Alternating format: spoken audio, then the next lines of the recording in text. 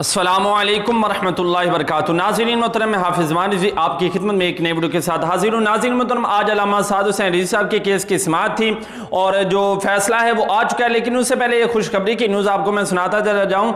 नाज़रीन मोहतरम, आज जो है बुरहान मुअज़्ज़म साहब उन्होंने तहरीक लब्बैक पाकिस्तान के वो कारकुनान के जो 6 माह से गिरफ्तार हैं उनका जो मुकदमा है वो लड़ा और अपने दलाइल दिए और अल्हम्दुलिल्लाह जो 6 माह से कारकुनान गिरफ्तार थे उनकी आज जो है वो रिहाई हो चुकी है। जी हाँ नाज़रीन मोहतरम, उनकी रिहाई के जो आर्डर हैं वो जारी हो चुके हैं।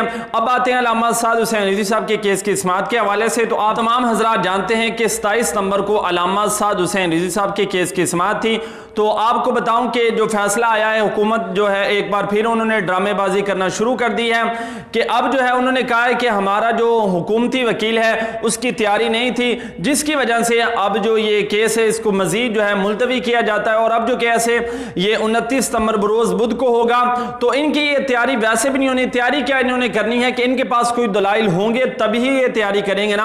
आदमी के पास होता ना कि यार मेरे पास ये प्रूफ है, मैंने इनको सेटलमेंट करके जज के सामने रखना है, लेकिन इनके पास कोई प्रूफ ही नहीं है। बस वैसे ये एक नया से नया बहाना तलाश करके जो है वो भागने की कोशिश कर रहे हैं, लेकिन कब तक भागेंगे। इंशाल्लाह रब ताला की लाठी बेनियाज है और 29 सितंबर को केस की जो समाअत होगी उस हवाले से भी जो ही कोई लेटेस्ट अपडेट आएगी तो वो भी आपके साथ शेयर की जाएगी। मिलते हैं एक नई वीडियो के साथ, तब तक के लिए अल्लाह हाफिज।